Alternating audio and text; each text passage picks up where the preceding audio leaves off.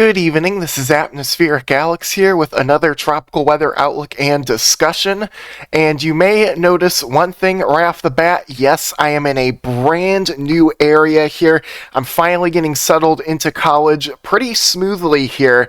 And surprisingly, I don't have much of a workload today, so I decided, hey, you know what? I'm going to get back to recording videos on a regular basis. So hopefully you all do enjoy today's video, as the setup is a little bit rudimentary. So we are going to start off today's video by looking at Hurricane Gabrielle. Finally, another hurricane in the Atlantic during the peak of hurricane season, just as things should be. Luckily, this will be staying out to sea, so that's the good news. But we've been looking at the progression of Gabrielle throughout today, and you could see what looks to be an eye-type feature beginning to develop right within there. As our satellite imagery catches up, you could see a ring of convection surrounding an area with less convection. So you do have an opening there where an eye could be forming. So now here's your current cone of uncertainty for Gabrielle. You can see the National Hurricane Center does expect this to become a Category 3 major hurricane here in the next couple of days. So that is something really interesting to watch. You could see here going on September 23rd at 1 a.m. is when that's expected to occur. This will make a sharp recurve. It already has recurved out to sea here, blasting off to the northeast. And your spaghetti models here show this very well. Bermuda, which is located, I believe, right here under this dot, is going to avoid basically every single impact except high waves and rip currents. So please do not go to the beaches if you're in Bermuda. It can be a bit dangerous out there. We are now going on to tropical tidbits here. Take a look at our model data. Our European model shows Gabrielle here, and it shows it pretty well with intensity, strengthening up to almost a Category 2 hurricane, so a little bit on the low end of things. And honestly, we'll have to see. It almost seems like that could pan out. That may be more likely than a major hurricane, but really, let's not get into the schematics at this time. This then does race out to sea and weaken a little bit over time, and actually, the European model wants this thing to hit the Azores Islands here, going on into Friday. So if you're there, just kind of keep in mind you may have some tropical storm impacts coming your way. Our GFS model shows basically the same thing, except a little bit stronger here. Definitely a bona fide Category 2 hurricane just to the east of Bermuda. But then yet again makes that sharp recurve out to sea and slams the Azores. Again, I guess we're just going to have to watch that. Now, we do, like I said, have a couple of other systems behind Gabrielle. We have an area of interest out here and another one over here. So that is something we're going to have to watch for. And we're going to take a look here at WeatherBell at our individual members of our European model and see what they show. There's a track of Gabrielle there, so no, we do not have 15 hurricanes. These are 15 different members showing a system, basically, so that's something to note. Here is our main area of interest that we'll be watching out for, and this one is likely to go out to sea, but you could see it developing there around the 26th to 27th, staying well to the north of the Leeward and Windward Islands. But Bermuda, you really do need to be watching this one. I do think this one can make a very close call to your general vicinity, so please keep an eye on this closely. And that is as we go into the 29th and 30th, and then, well, we get kind of much more long range after that. But then you could see our other area of interest trying to form right over here. It's kind of in a bit of a, a discombobulated mess, if you will. But you can see just a few members there. We don't have much support for our second system.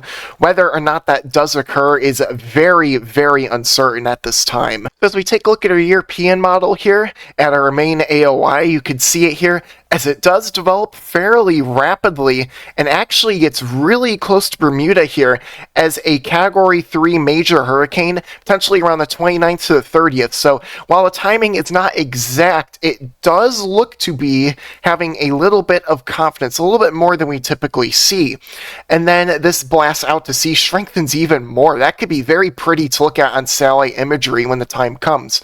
Back here, there's absolutely nothing that developed. So the European model Gabrielle does not develop our second area of interest, which would potentially impact more land areas if it developed. Now we're going to take a look at our GFS ensemble model here. You can see Gabrielle up there skirting on off. But as we look at our first AOI, this model in particular does not actually develop anything. But our second AOI, in fact, does form, and forms right near the Bahamas here as a tropical storm. So I guess we really do need to watch this, right? And quite a few members do have this shooting up right through this area here, kind of the same track that Aaron took in a way, but maybe a little bit closer to land this time. We have a lot of time between now and then to be monitoring this, so high, very high amounts of uncertainty do exist with this second area of interest, as you can see. How about our main GFS model here? You can see it develops the second one, but not the first one, and it does bring it very close to the Outer Banks of North Carolina as a Category 1 hurricane. Not a forecast, okay? Let me just bring that out there immediately. This may not happen and likely won't, but still, we are going to keep an eye on the models and we're going to keep an eye on the forecast as well. Let's take a little more of a closer look here at things with our CMC. I almost said European, our Canadian model here. As we look through time, it actually does have a lot more members supporting your first AOI out here. That's the one that has more likely impacts Bermuda. This does show it being further off to the east, though, which is good news. And the second AOI not really developing into all too much. And then a system down here in your Central American Gyre region. This has really dropped off lately in development, but we could see this increase again as we go into October. So all eyes could go over here into portions of the Northwest Caribbean and the Gulf areas. Again, definitely not a forecast, but something we should watch. Alright, anyways, our Canadian model here, there's Gabrielle, and then here is our first AOI, voice crack. This does actually make a direct landfall on Bermuda as a Category 1 hurricane. So again, folks in Bermuda really need to watch this just in case, and then this does go further off to the northeast.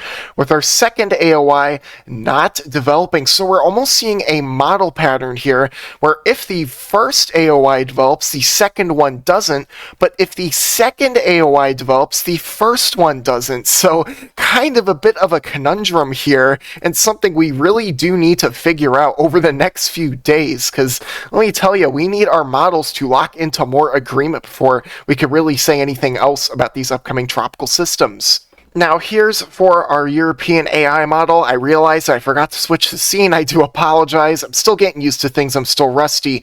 You can see here what looks like, yeah, this is the first AOI, but this is really far south and is almost a bit of an outlier. So we're going to have to watch this. The AI models have been doing very well this season thus far, so that is why I bring that up. This almost hits Bermuda as a Category 2 hurricane and then gets flung further off to the northeast. And then potentially our second AOI, question mark, whatever that is right there, that strung up mess, I guess we're just going to have to see. And I know this is a bit small, still trying to figure out the formatting. This is your sea surface temperatures right now. According to your NOAA Coral Reef Watch here, you could see waters in between 30 to 31 degrees Celsius here across the Northwest Caribbean and the Southwest Atlantic into portions of the Gulf.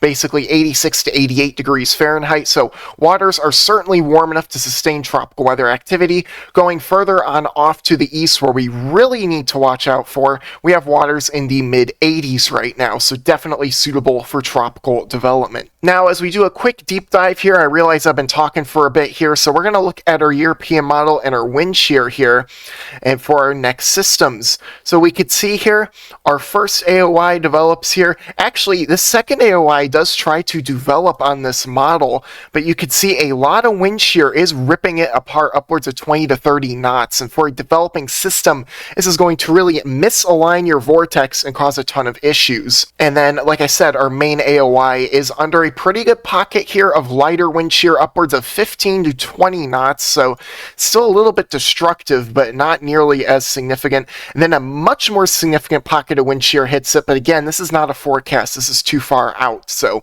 please bear that in mind. And then just a very unfavorable look across the Atlantic. You have a belt of wind shear across your Caribbean here, and a very strong tropical upper tropospheric trough here, it is very hard to say, and this is across much of your main development region here. So a ton of wind shear is being exhibited right along this area here out in front of it, so really nothing is expected to develop in those harsh conditions. And then tons of wind shear across the Gulf. Another tut here. This looks to be a November pattern rather than a September or even an October pattern. Very harsh conditions out there, allowing for little to no development. The same exact thing can be said about your dry air issues here. We're talking about a ton of troughs coming on through, supplying a ton of dry air wrapping around like this, basically choking off the entire Atlantic from any favorability whatsoever.